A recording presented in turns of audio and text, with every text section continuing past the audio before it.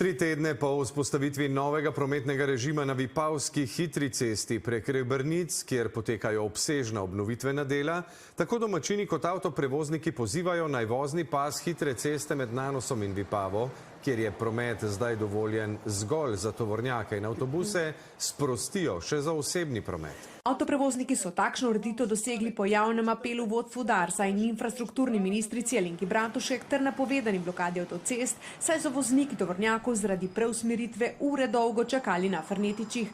Težo tranzitne pločevine so s tem prinesli predvsem na Podnanos, kar ni pogodu domačinom.